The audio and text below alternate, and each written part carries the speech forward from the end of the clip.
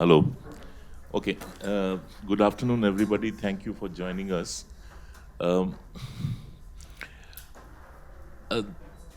this book discussion is unique in a sense because at ORF we discuss high strategy, security, world affairs.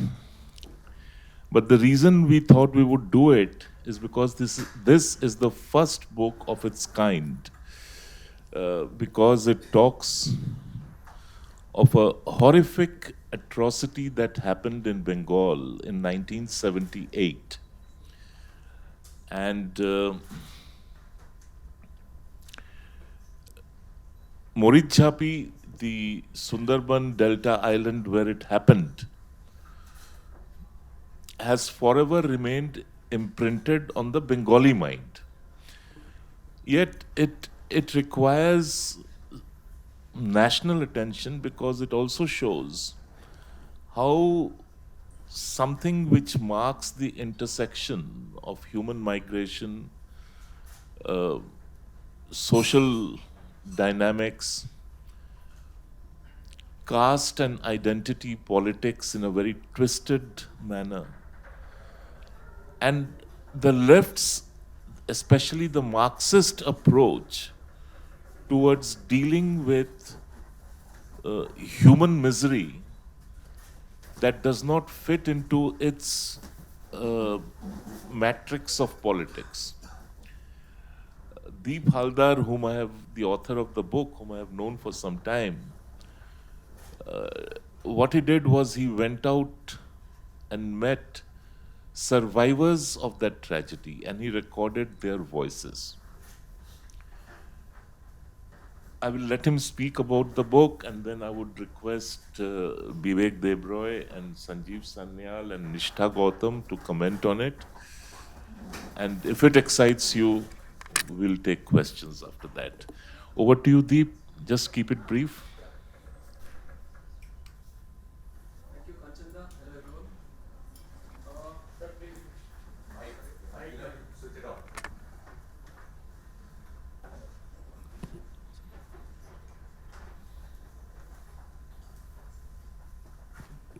Hello. Yeah. So, how do you go back and go back to a tragedy that happened 40 years ago? I was 5 years old. Uh, to write a Marichjhapi has Marichjhapi is a deeply personal story. Uh, I happen to know one of the survivors of Marichjhapi who came and stayed in my house because my father was among a group of professors, poets, and intellectuals who had actually visited the island when this migration was happening and when the refugees settled in Marichjhapi. So when the police atrocities began, one of the refugee leaders who happened to know my father said that, if you could keep my daughter in your house for a while, because the police are hunting us down. So this girl Mana, there's a chapter book starts with her. She came to my house and was introduced to me as a cousin. Uh, Marichjhapi became my bedtime story. The stories of rape and arson and police brutality, of gangs coming in the middle of the night and setting your hearts on fire. I was too young to process that. But Mana stayed for a year or so with us, and then things sort of settled down a bit, and her father came and took her away. Years later, when I started my career in journalism, Marichjhapi came back to me. It came back through a person called Jyoti Mondol, who is also a chapter in my book and who's a human rights activist. He's a very different human rights activist. He doesn't crave for a dais. He doesn't want awards. He actually travels to where the problems are, and he saves witches. Women who are branded witches, tribal women, when their husbands die, and the relatives brand them witch to take their property away. So he's the guy who goes and saves them, tries to rehabilitate them. So in the course of my journey with him to get stories for the newspaper I used to work for at that time, I got to know that Jyotirmoy has a backstory, and the backstory is Marichjhapi, because Jyotirmoy stayed in Marichjhapi as a kid. He had gone there. His parents had settled there. So that time I sort of started started to find out if there are more people, more survivors in Bengal who sort of who remember Marichjhapi, who was part of the story. Funnily, when I went to work in Bhopal for 2.5 years, in my newsroom there were people who, and they were not even Bengalis. They were not. It's very difficult to say they have any connection to Bengal. Forget to Sundarbans or to Bangladesh. Who sort of told me that they have backstories which are Marichjhapi. Mokapati Purnima, I've referred to her. Her father is an Andhraite, her mother is a Bengali refugee, and they're now in Madhya Pradesh. And her mother was from Bangladesh. She came to Kolkata. From there, they were sent to Dandakaranya, where refugees were sent to during those time. And then she made the trek to Marichjhapi, and then she was driven out of there. She was one of the lucky ones to have survived. So at various phases, Marichjhapi came to me, and that's when I decided that I should take this seriously, write a book. I have had the opportunity, being in Kolkata, of knowing certain people from the left, and it's not a comfortable topic for left intellectuals or definitely the left leaders. When they speak up, they say that not more than 5 people were killed, but yeah, and that too there were policemen who were killed. So it's not just refugees who were attacked. The people I have spoken to, they say the numbers as high as 10,000. And there are horrific stories of it's crazy. The print which took an excerpt from my book, they have given a headline saying it's a massacre worse than 84 or 2002. You should not really put one massacre against the other and compare this way, but it's true, the numbers are horrific. So these are the bare facts. What happened was the migration did not stop at 47 when during partition. There were waves of refugees that kept coming to Bengal. And the Congress government of the time, they decided that you cannot absorb so many people within West Bengal. So they were sent to mostly in central India to the Dandakaranya Development Authority project, and they were kept in camps, and they were given work to straighten out land, farm work. Over a period of time, and this happened over 10, 15 years, while they were leaving, while they were sent from Bengal to Dandakaranya, the left, which was then in opposition, promised them that this is not a right thing to do. You are Bengalis, you have come from other side of the border. So the ideal situation is that you are absorbed within West Bengal, and this will happen definitely when we come to power. The left came to power in 1977, and these people were very hopeful. They said that, okay, now that you are in power, we want to go and settle in Bengal. The left did nothing about it. Ram Chatterjee, a person called Ram Chatterjee, who was part of the government, not from CPM, he was from RSP. There are accounts that say that Ram Chatterjee had visited this camps in central India and had actually taken a group of people to Sundarbans to show a place, that this is a place, this is an island, you can come and settle here. Ram Chatterjee did not finally sort of do that. So these people on their own, they formed groups and they went and settled in Marichjhapi. This alarmed the West Bengal government, Jyoti Basu government, so much that they said that you should immediately leave, go back to your camps in Dandakaranya because you are destroying the ecology of the place. So back in 77, 78, the left was extremely concerned about the environment, which is a good thing, but environmentally friendly. But when they refused to do so, saying that we are not actually destroying the ecology, there were Goran, there's a kind of tree called Goran tree, which is like shrubs. So this is the kind of trees we are cutting, it's not tall trees. And we are fishing and we are trying to sort of set up a little town. So they had a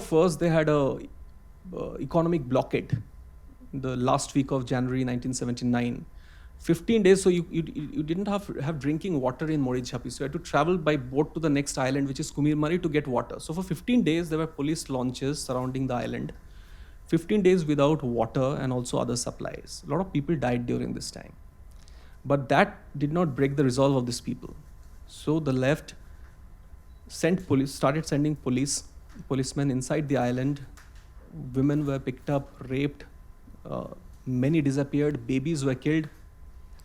And finally, sometime during May 1979, on an overnight operation, police came and set around 6,000 huts on fire. People died, and the rest were packed off to Dandakaranya. Mana, who I started my story with, escaped along with her father. They had left Marichjhapi a few days before the final crackdown. And there were several other people who sort of managed to escape the island and took refuge in various parts of Bengal. There are 36 villages, mostly filled with Bengali refugees, which is a 5 hours drive from Bhopal in Madhya Pradesh. 36 Bengali villages in Betul district in Madhya Pradesh. They're filled with Bengali refugees. Almost all of them, the elders, the village elders, they know of the Marichjhapi story. Many of them have been to Marichjhapi and have survived to tell the tale. I thought, when it is so vast, the difference between what left claims that 5 people died and what the refugees say that 10,000 died. The best way to address the story was to go back to the survivors and have them tell their story. And that's what I have attempted in the book. Thank you, Deep. Just for some context, most of these people, they had come to India after 1965, 66. There was a huge pushback of Hindus from East Pakistan. And that lot, when it came in, was packed off to Dandakaranya. And most of them, not all, but most of them were scheduled caste people, and they were what we refer to them today as Namashudras, yeah.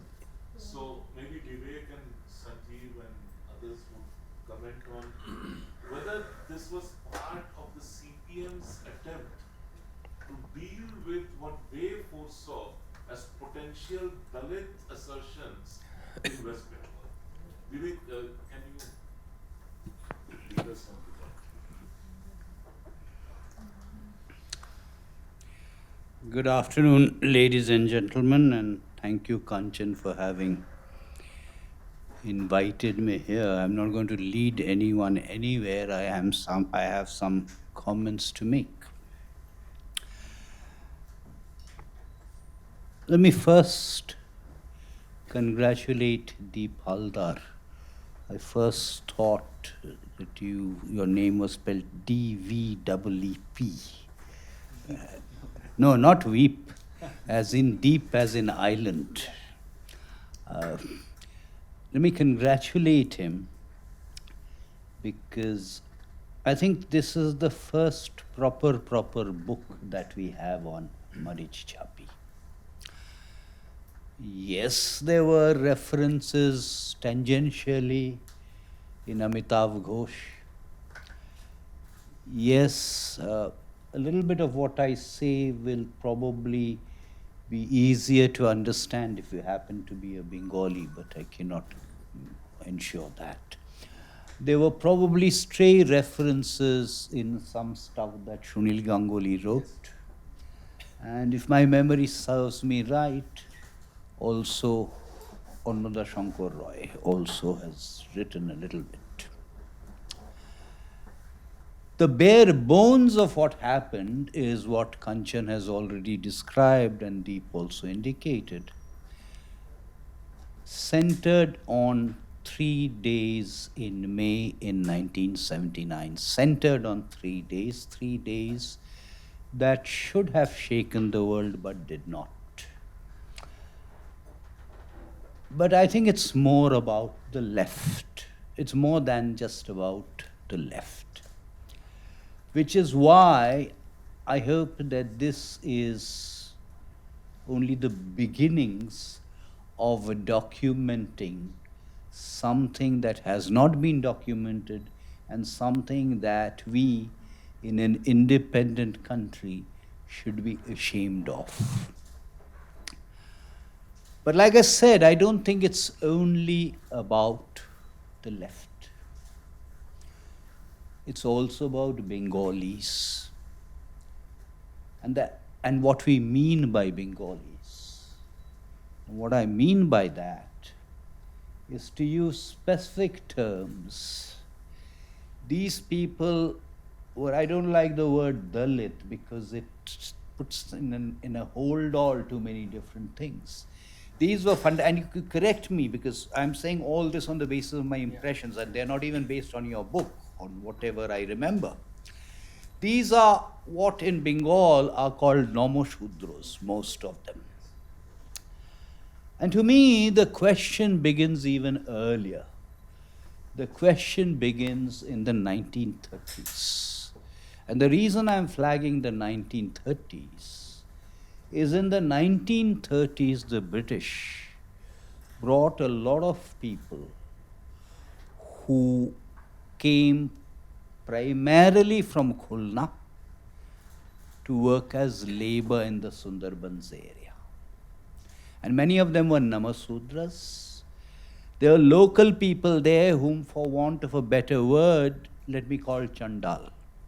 And the Namasudras got along perfectly well with the Chandals. So question number one, in the 1930s, why did the Namashudras increasingly get disenchanted with the political parties in Bengal which stood for independence?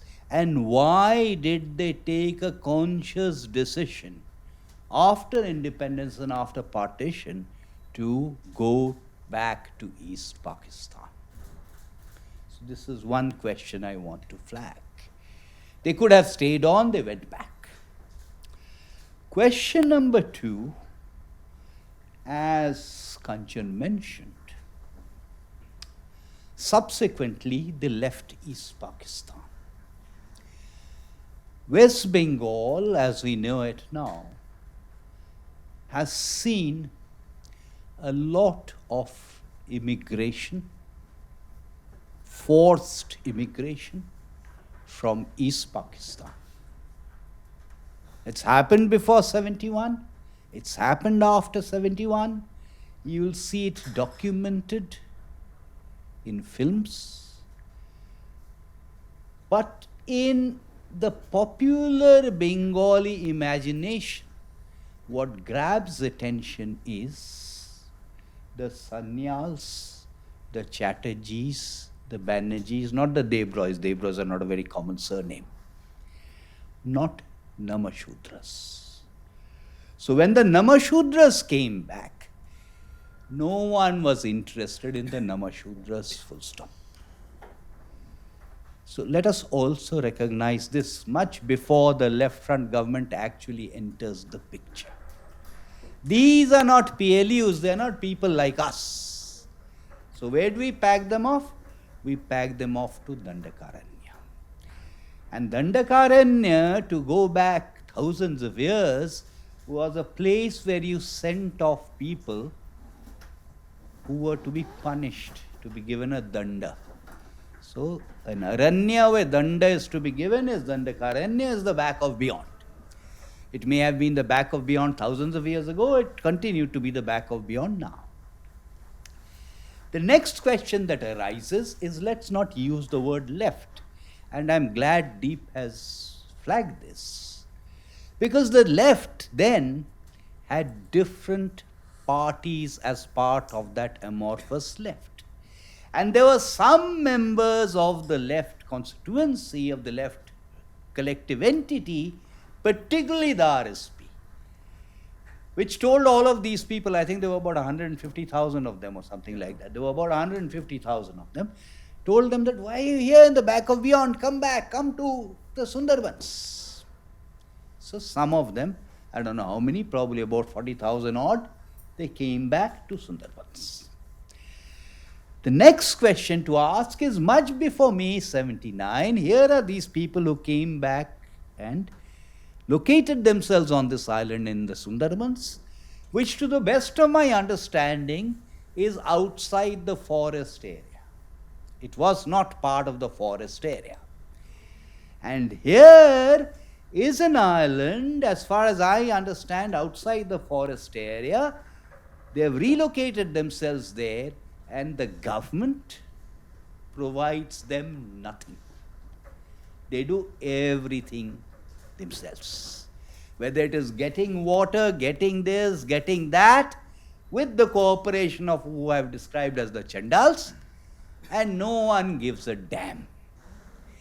There were a few solitary Bengali intellectuals, now I forget who, Suchitra Mitra was one of those, they collected a little bit of money, another Shankar Roy was one of those, they gave. All right, so all of this happens. Then the left front government decides to act against them. And it acts against them, and this I want to flag, with the connivance of the government that is sitting here in Delhi. It's not that the government sitting here in Delhi did not connive with the forced eviction of these people from Marichjhapi. So let's also recognize that. When one looks at the numbers, there is one set of numbers about how many people were actually killed in the police firing. That's one set.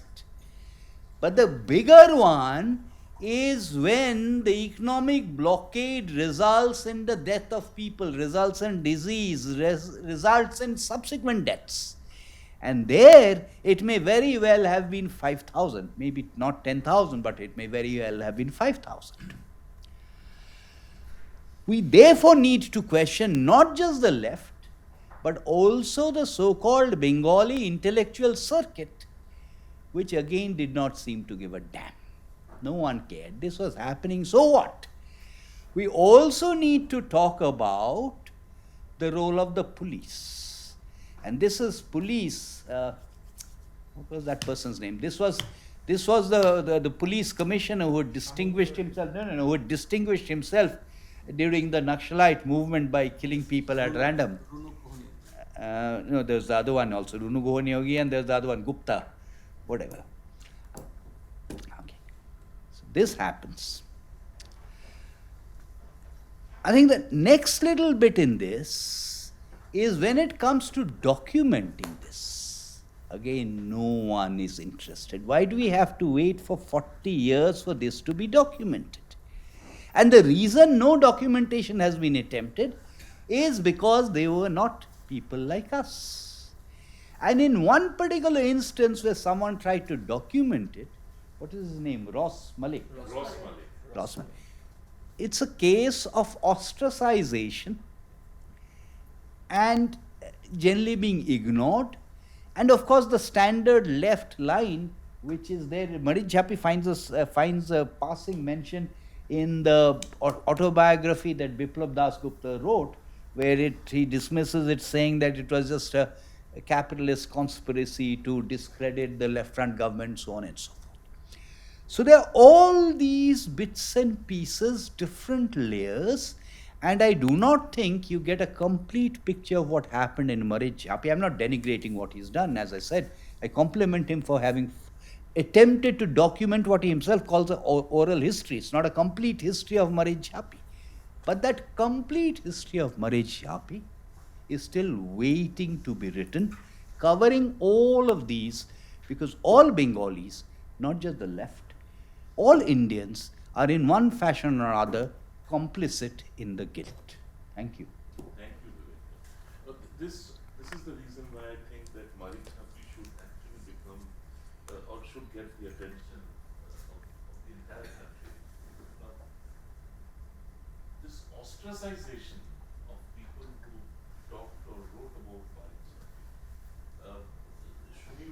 Sunil Ganguly was one of them. I'm told he wrote a couple of pieces and then he was told to stop writing about it.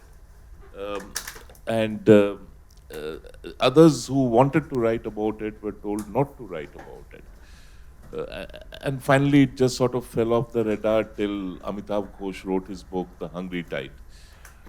Sanjeev, you may want to add some points to it. Thank you. Let me congratulate Deep for writing a book that really should have been written many, many years ago. But I'm so glad that finally people are beginning to research the subject and at least record the oral histories of this before it is forgotten and is no longer alive. So let me say that this is a real service you have done to our national memory, so to speak, by remembering this. And particularly for me personally, it's important at multiple levels. Remember, I grew up in Kolkata of the late 70s and early 80s, or most of the 80s. Um, at the time that this event happened, I was in Delhi, but shortly thereafter, my father was transferred back to Kolkata. So I grew up in Kolkata of that time. And I must say, although there was a lot of whispering about something that had happened, it was only in my very late teens that I began to be aware that such a thing had happened. I want to say this because it is extraordinary. It would be the equivalent of growing up in New York in the 2000s and not really being aware of the Twin Towers being pulled down, or growing up in Delhi in the 80s and not really being aware of the Sikh riots or something like that. So in that sense, it was extraordinary, the complete silence about this.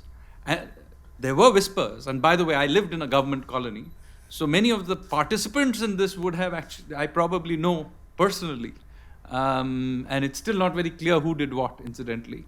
But clearly, there was absolute, socially and in the intellectual world, there was absolute extraordinary silence about this whole event.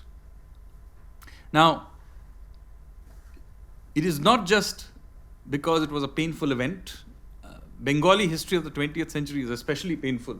You've got famines, 3 million dying in the 1943 Great Bengal famine, another 3 million getting killed in 1970-71, just prior to the Indo-Pak War, in a genocide in East Pakistan, and so on.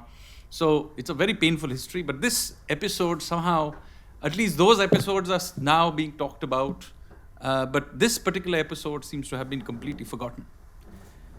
And yet, it is the single largest killing or massacre in the history of independent India. Now, as you just heard from Deep, we really don't know how many people were killed, but while numbers like 10,000 have been bandied about, from credible sources who I believe, the number is somewhere between 1,500, the least possible that I think is believable, to 7,000. That is the range. Most people would think it's somewhere around about 4,500. That is roughly where if you really force people, they will put that as about the number. That is a very large number. And as I said, it would easily make it the single largest massacre in independent India's history. But what is even worse is that it was so cold-blooded. So while I don't want to compare other kinds of massacres, but similar numbers typically in India would, even in the same range of order of magnitude, would happen only if there is something like a riot situation which is out of control. I mean, one can always argue about complicity of the administration of that time, but it wasn't a riot situation. This was not a riot situation. This was the police, over a period of time, in a cold-blooded way, carrying out killings. And as you just heard, it wasn't just, a killing and a shooting or some. Very large proportion of these people died from starvation, died from thirst, from their house being burned down and being trapped inside it, and so on. It was just absolutely horrific. I mean, there is no other way to describe it. And for this not to have been talked about in anything other than a passing reference in, say, Amitabh Ghosh's book is again extraordinary. The third reason why I think this was particularly horrific was because these were brutalized people. They had already been brutalized. I myself come from my mother's side of the family, a refugee family, and unlike in the Western partition, the Eastern partition is still something in process in a sense, because there was no neat exchange of population. And many Bengali families continued to live on the other side of the border, includes my own mother's family, who only permanently moved in the 60s. In fact, one branch of the family stayed on till 1970-71 and got into serious trouble during with the Pakistan government during that period. But this population were a group that had really been chased out in that run up to that 1977. So between 65 and 71, these were people who had been brutalized on the other side. And as you know, something like 3 million Bengalis had been killed by the West Pakistan army. Very large proportion of them would have been lower caste Hindus, coming particularly from this Namasudra caste group. And as they were coming across, some of them were then, of course, settled in various camps, as you heard, in Madhya Pradesh and other places.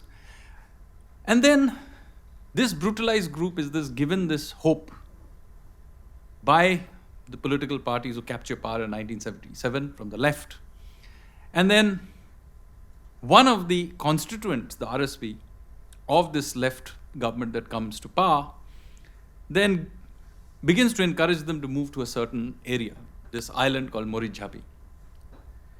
Now, there are many reasons why the CPM then reacted the way they did. Of course, the excuse they used that they were into saving tigers, which is not quite credible, but as Bibekda pointed out, this area is not exactly inside the sanctuary itself, it's somewhat outside. But it had a lot to do with their internal politics. The CPM essentially was concerned that this group of people were essentially RSP supporters, and consequently, they were afraid that this group would then create an RSP sort of fortress in that part of the country, of the state, and therefore, this was very much a politically driven ethnic cleansing. That's the only way to describe it. And of course, all of this happens over a period of several months. So although the sort of peak happened over a few days, this is something that sort of builds up over a period of time. And yet, there is as I said, it is extraordinary the silence behind this whole episode, but it is in some ways quite characteristic of that period of left rule. In a sense, a book needs to be written about this, because in a sense, Marichjhapi was the starting act of that period of left, 30 plus years of left rule. And there is a book to be written again, Deep, in case you're interested, called Marichjhapi to Nandigram. Because the ending of this period was also another massacre, which is also horrific and on which there is still plenty of debate over exactly how many people died in it, but it certainly was in the hundreds. So this is the history of West Bengal, of the Bengali people more widely, and it is also extraordinary that this history has not been properly written, because it somehow was felt that it would embarrass the dominant left ideology that has sort of taken over our intellectual spaces for the last half a century or so. So I have on many occasions brought this up in literature festivals, for example, and it's quite extraordinary. Somebody in the panel will very, very quickly shut me down. So it is not that it's people know about it, those who need to know, but it is an absolute systematic effort to wipe it out from our memory. So I am so glad that you have finally written this, because the history of the CPMs and more generally the left's violence in Bengal and more widely, I mean, there are similar stories, I believe, to be written also about Kerala, incidentally, need to be documented and written, especially while these memories are still alive. So with that, let me hand it back. All I will say before before doing that is to say that we happen to be just gone through another period of extreme political violence in the state through the course of this last election season. Thank you, Sanjeev, for mentioning Nandigram and the violence that happened there.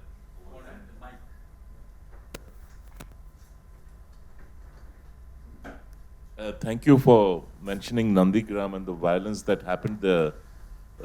also when the CPM was in power over land acquisition. Now there's a commonality between Nandigram and Marichjhapi. The land which was to be acquired in Nandigram was actually land that belonged to a government farm that was set up by the British during the war to grow food for the troops. And the CPM subsequently encouraged its supporters to grab bits and pieces of that land. So when they went to reacquire the land, that is when people resisted. In Marichjhapi also, when people went there, they wanted to settle down in what used to be a government farm, a similar government farm. And about stories about the massacre and the people who died, there were horrific stories. I remember reading in a Bengali magazine or book about how crocodiles feasted for days on people who died over there. Nishtha, over to you.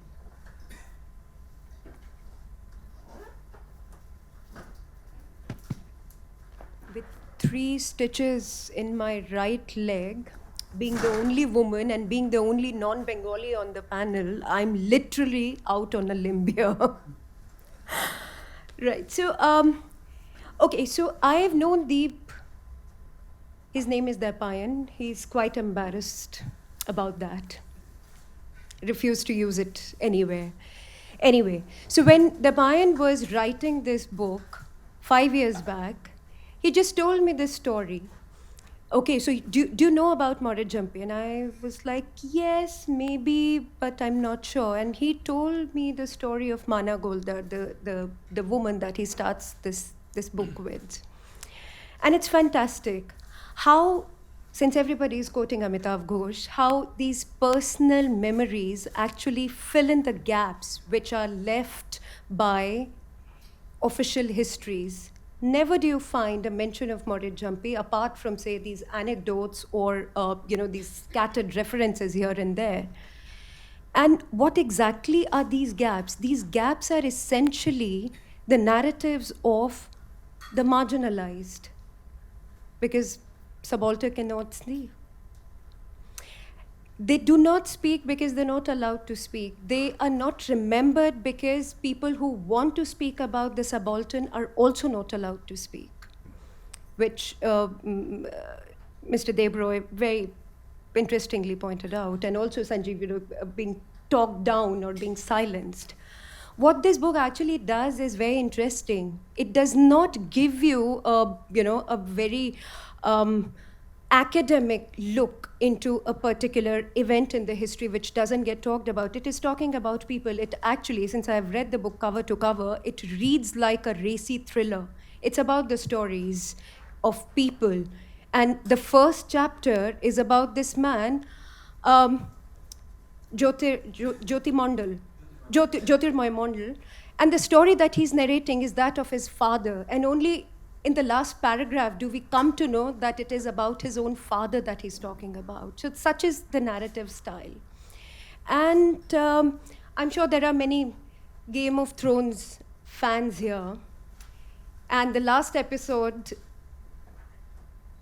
we come to know how what is most important for building of a community, of a nation, of an empire is the public memory, the stories, which is why a cripple gets the throne. These stories are very important. The narratives are very important. And every narrative that Deep has painstakingly put together tells a unique story, a unique facet of our own history and psychology. And I would like to read a little excerpt from this chapter where Manoranjan Vyapari is talking about Marichjhapi. And he has some very, very interesting things to say. Deep, am I allowed to read that particular passage? Yes. Thanks. All right, so this is how this chapter ends, which happens to be the last chapter of the book. I did try to visit Marichjhapi later, But the island was already barricaded by the police then. I didn't witness the murders, rapes, and arson, but I heard it all from my family and the people in the Sundarbans just after the massacre. So it is basically, the oral history which percolates through generations. Now, the most important part here. Do you know how the tigers in the Sundarbans turned into man-eaters? The great Bengal tiger, the man-eating tiger. Some bodies would be drowned in the rivers by tying them to boulders, others would be dumped in deep forests. The tigers developed a taste for the human flesh from the dead of Marichjhapi. The massacre turned them into man-eaters, and Jyoti Basu a sure-heir bacha. Now, such is the power of this particular paragraph that it actually tells you what the massacre was like, that it has given birth to these legendary stories. We do not know whether the tigers of Sundarban became man-eaters because of this particular massacre, but such is the public memory around this particular event, which people are passing to the generations to come. And this is something, and I'm so sorry to don my erstwhile English professor hat, but this is something. Yes, I used to teach English in Delhi University. So Forgiven. right, there's something called, what this book is actually attempting is something called TBOT, T-E-B-O-T, the temporary expansion of boundaries of the self, where the reader becomes a part of the narrative. This is very powerful. We don't know whether this actually happened or not, but we are willing to believe. And that is what this book is trying to do, to get you to talk about the unspeakable, even though you have been denied access to it. Now, coming to this forceful eviction and the cause of this massacre, how many of us know that more than 2 lakh people were forcefully evicted from their homes in 2018? This is a recent report that has come out last month, 9th of April. And out of which, let's talk about Delhi, 1,469 slum dwellings were demolished in Delhi alone, plus 621 dwellings which were demolished only for the purpose of beautification. So we find, the administration always finds ways and excuses. So it could be the balance, the ecological balance or beautification, or whatever term we want to give it, but it is essentially disenfranchising a certain group of people which are not like us. Marichjhapi, and I come back to him because he has the most scathing criticism of the Bengal Bhadralok, which is considered to be the repository of all wisdom and culture and finesse and everything else. And he says that the Bhadralok could not they could not come to terms to the fact that Choto Lok could dare to dream. Because what was Marichjhapi essentially? It was basically a dream to live a life of dignity, which was denied to this particular community in Dandakaranya. Nobody is talking about Dandakaranya, and I would like to invite Dwapayan to talk about Dandakaranya a little. What forced these people to move away from Dandakaranya? It was rape and extortion and everything else, which dislocated communities are often subjected to. So I would not like to take much time and stop here. Thank you, Nishna. This thing about the Bengali Bhadralok,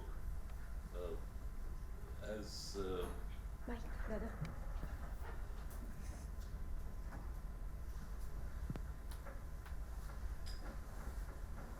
the Bengali Bhadralok is more fiction than fact.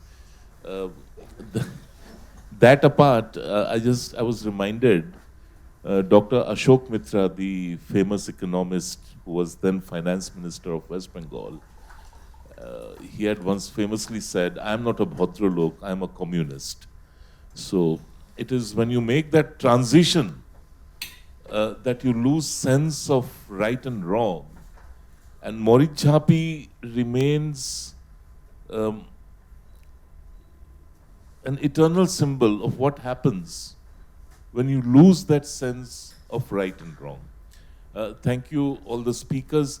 Before we disperse and before we have the customary photo with the book, if there are any questions to be asked, they would be happy to take them. None? They should read the book. They should read the book. The book is available outside. And maybe we can have the photograph with the book, Vivekna.